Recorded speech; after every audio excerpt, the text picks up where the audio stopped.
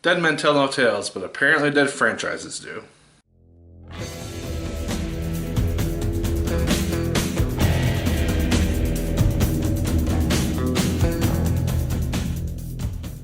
Hello once again, watchers of good movies. My name is Nick Pell, and this is once again coming from my apartment. Now today we are going to be talking about the film Pirates of the Caribbean, Dead Men Tell No Tales. This is the fifth installment of the Pirates of the Caribbean franchise. Somehow the first one came out a very long time ago, was really good, so of course they gotta make more of them. Now we have the fifth and potentially final installment of the franchise, so let's talk about it. Johnny Depp is once again back to reprise his role as Captain Jack Sparrow. He's lovable, he's likable, and he does the role as well as you're going to expect him to do it at this point. This is the role that, in my opinion, made him a household name and somebody who was really well known.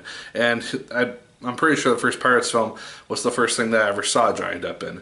And so this is a character that I literally grew up with. We have Javier Bardem as the main villain of the film. He is a Spanish captain who was trying to wipe out pirates from the seas. He almost did it, and then Jack Sparrow took him down, and now he's out for revenge with his undead crew. We also have Jeffrey Rush reprising his role as Barbossa. He looks really old now, I'm just saying that. He's a fantastic actor. I really enjoyed him for what he did.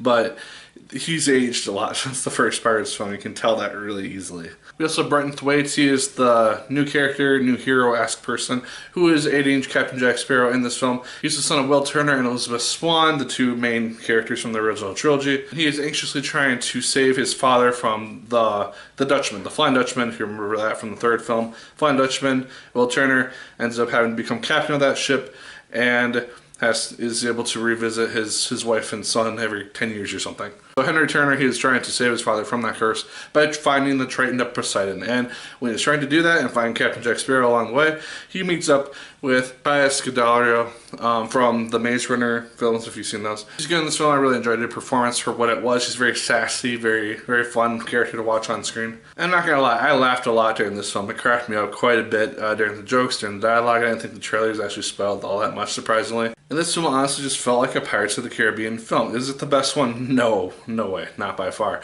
But it is still a fun movie for what it is. Like I said, Johnny Depp as Jack Sparrow, he does a fantastic job in the role. He really encapsulates this character. He knows how to play him now, and he just does it in such a satisfying way. I do kind of wish there was a little more depth to the character though, because while we do find out his history throughout the course of the films, we never get to see him kind of reflect back on his adventures with Will and Elizabeth, which would have been kind of nice when they're brought up throughout the course of the film.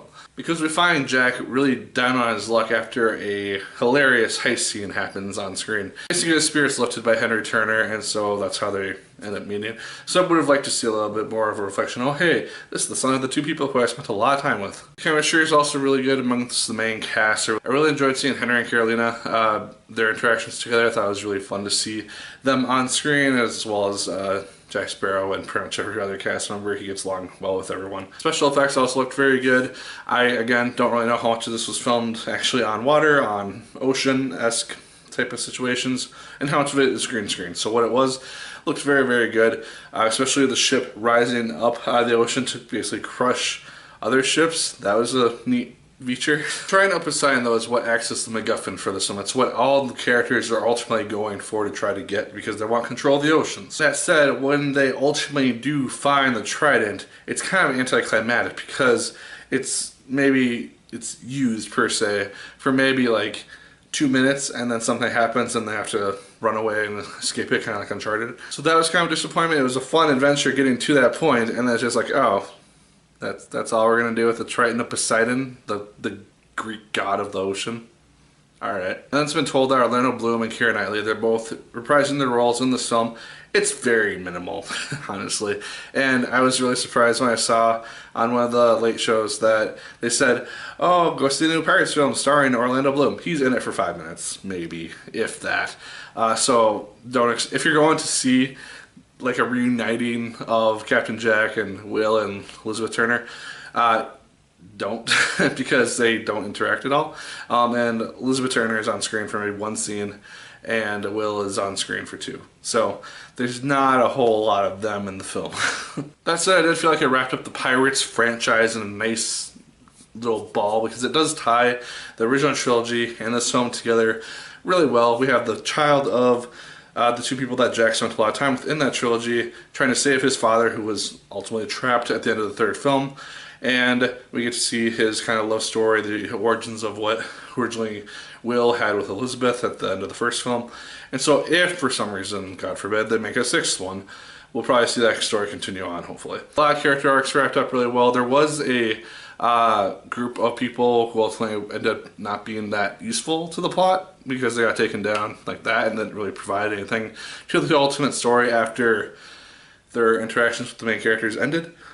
Don't really know why they kept being in the movie, but whatever. But guys, ultimately, I really enjoyed Pirates of the Caribbean Dead Men Tell No Tales. I was really surprised that I enjoyed it as much as I did. It was a fun film. Don't go thinking about it too terribly much.